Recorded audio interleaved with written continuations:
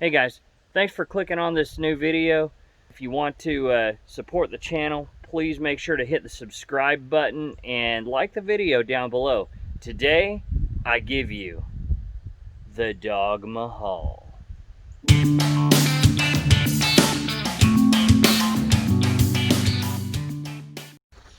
Alright, so in the end, all this really is 3 extra large pallets that I was able to scavenge. I basically used one for the floor, one for the roof, and I cut one a little bit in half in the back so I could have a slanted wall. I used 3.5 2x4s on this construction. As you know, the price of wood is astronomical right now, so pallet construction was ideal for this. I didn't want an actual dog house because they are very spoiled. They sleep inside. They have beds everywhere they go. So I wanted something that they could stay comfortable when they're out here. They do stay outside whenever my wife and I are working.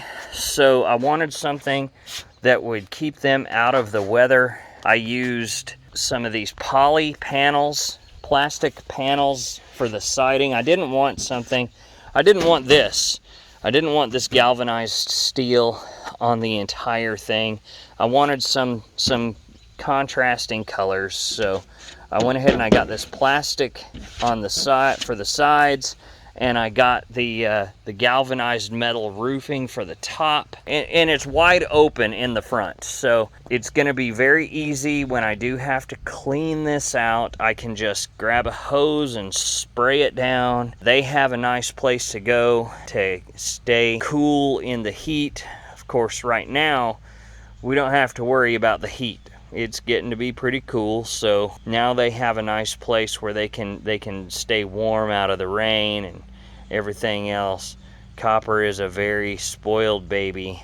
Aspen is a spaz. She reminds me of Dory from Finding Nemo. Being outside does not bother her as much as it does Copper. Copper is so spoiled. It's pathetic. Alright, so that's enough rambling about my bratty dogs. Let's get into the build.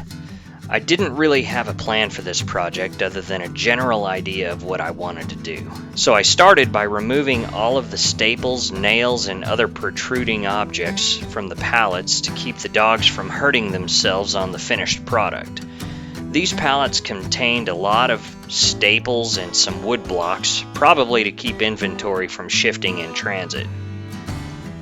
As for the nails, pallet manufacturers use what are called screw shank fasteners, which bore into the wood fibers and create a really strong hold. If you've ever tried to deconstruct a pallet, you've probably destroyed more wood trying to remove those nails than what you wound up with as usable material. I've long since given up trying to remove the nails in a pallet and go straight from my reciprocating saw and just cut through the nails. A lot of people that like pallet wood construction seem to like the look of those old nail heads in the wood anyway.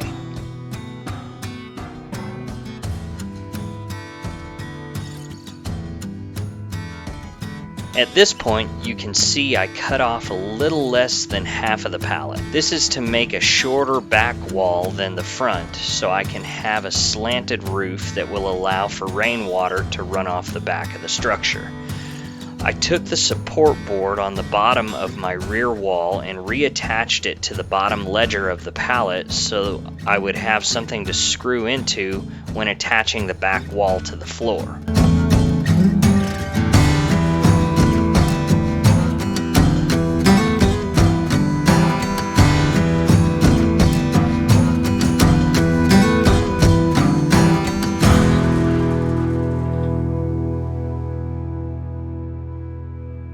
With the back wall secured, I toe-nailed in 2 2x4s to the front corners.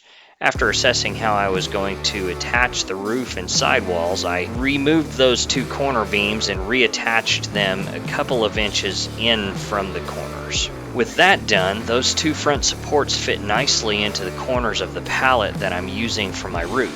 Next, I had to use some smaller 2x4 pieces mounted to the top of the back wall as a ledger to secure the roof to the back wall.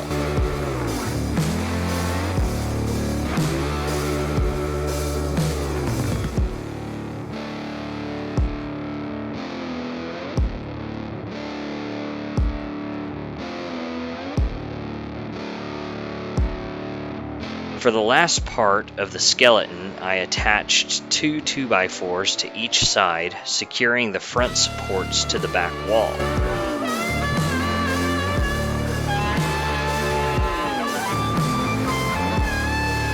These 2x4s will also be what I use to secure the siding panels.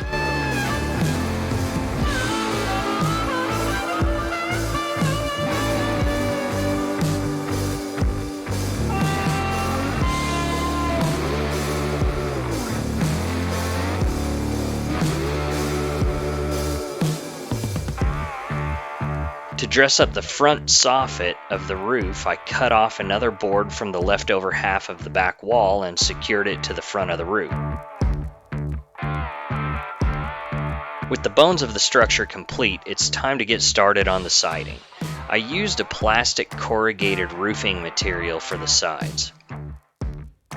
I simply attached the full 2-foot by 8-foot panels to the sides and then used my cutoff wheel to cut it to match the pitch of the roof, and then repeated the process on the other side. This process probably would have gone a lot more quickly if I had thought to use some clamps. That's something I've got to start utilizing if I want to be as efficient as possible.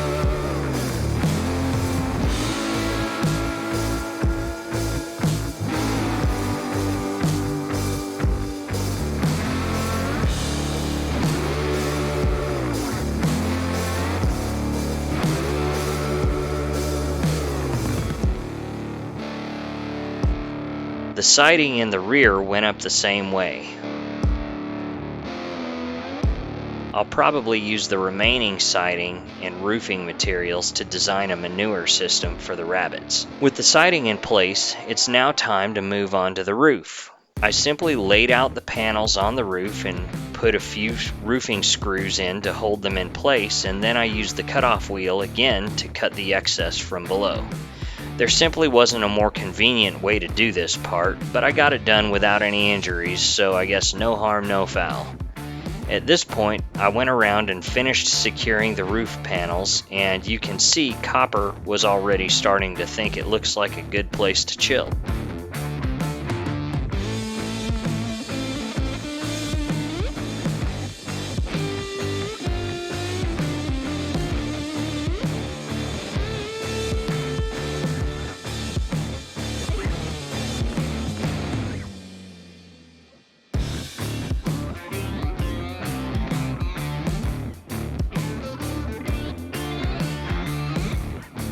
At this point, I'm pretty happy with how it turned out.